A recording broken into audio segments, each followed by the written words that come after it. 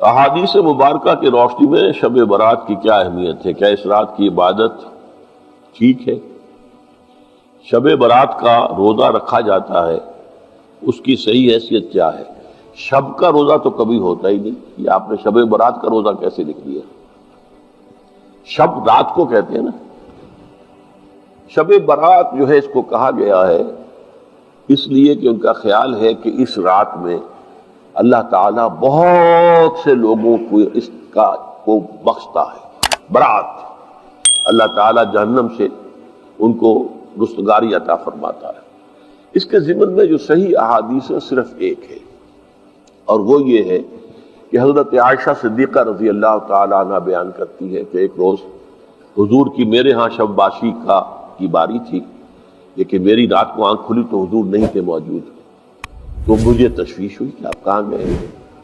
تو میں ڈھونڈتی ہوئی وہ یا کسی اور کو آپ نے بھیجا، بہرحال مجھے پوری تفصیل یاد نہیں ہے، تو معلوم ہوا کہ آپ جنت البقیع میں گئے ہوئے ہیں اور وہاں پر استغفار کر رہے ہیں اللہ سے، اور تمام جو بھی وہاں پر مردے دفن ہیں ان کے لیے مغفرت کی دعا کر رہے ہیں۔ بس یہ ثابت ہے۔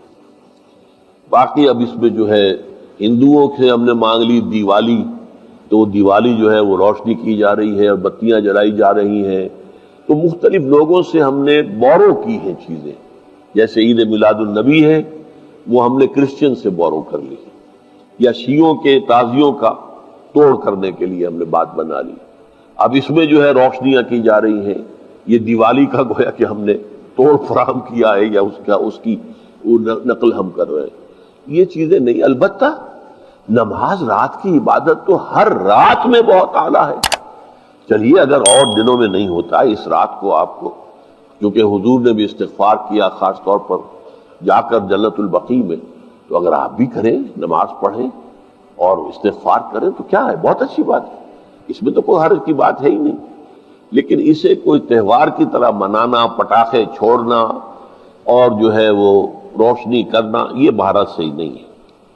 روزہ بھی چونکہ 15ویں شب ہوتی ہے، 15واں دن ہوتا ہے، پھر اس اعتبار سے حضور کے معمولات میں تھا کہ آپ ہر مہینے کی 13، 14، 15 تاریخوں میں روزہ رکھتے تھے، تو اگر آپ یہ نیت کر کے روزہ رکھ لیتے ہو، کیا کہنے ہیں، نور علی نور ہے۔ اور روزہ کسی وقت بھی نفلی روزہ رکھا جائے اللہ تعالیٰ قبول فرمائے گا۔